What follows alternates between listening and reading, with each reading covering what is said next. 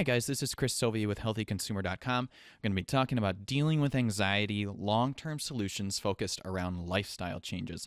I'm not going to really hit on the current medical treatments. Those are covered very well elsewhere, including medications. Just going to briefly mention if you're dealing with a generalized anxiety disorder diagnosis, cognitive behavioral therapy has been shown in the research to be very effective and then also to have long-lasting results as well. But we're going to mostly be focusing on lifestyle changes. And the first of those is vigorous exercise. So if you're physically able, moderately intense exercise has been shown to significantly decrease anxiety symptoms. This includes activities that elevate your heart rate to approximately 80% of your target heart rate maximum.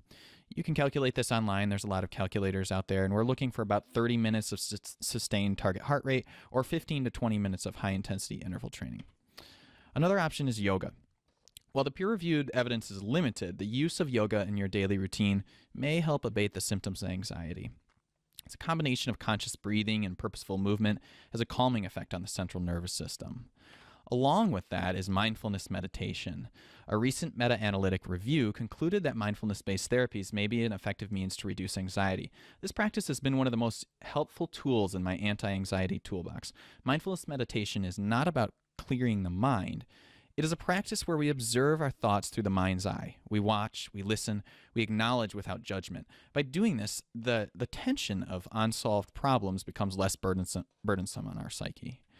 Progressive muscle relaxation is a process that involves a series of purposely tightening and relaxing muscles throughout your body. You typically start at your toes and you systematically work your way up to your head.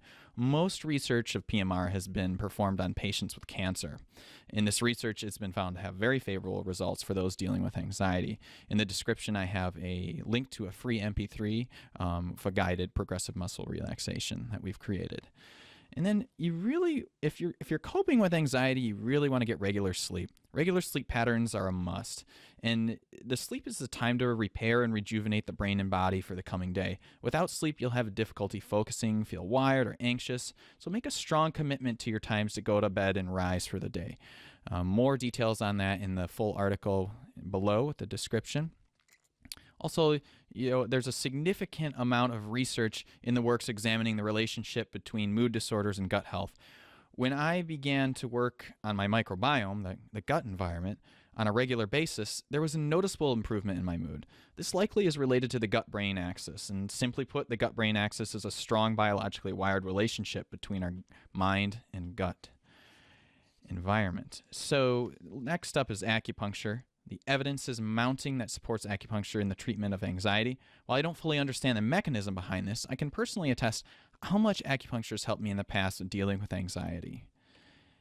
If you're feeling busy but not productive, if your time is often hijacked by other people's agendas, or you're feeling simultaneously overworked yet underutilized, I highly encourage you to check out the book Essentialism, which helps you to cut out the extra garbage in your life so you can focus on what matters to you. Lastly, I just want to say if you're around individuals that suck the marrow out of your life, it might be worth reconsidering the value of such a relationship. This is certainly difficult because it may seem that the relationship is worth more than it really is. Thank you very much for listening, guys. This is Chris from HealthyConsumer.com. Below, I have the previous video, and then also, if you subscribe, our channel is focusing mostly on chronic health disorders and how we can address those through lifestyle changes. Thanks a lot, and you have a wonderful day.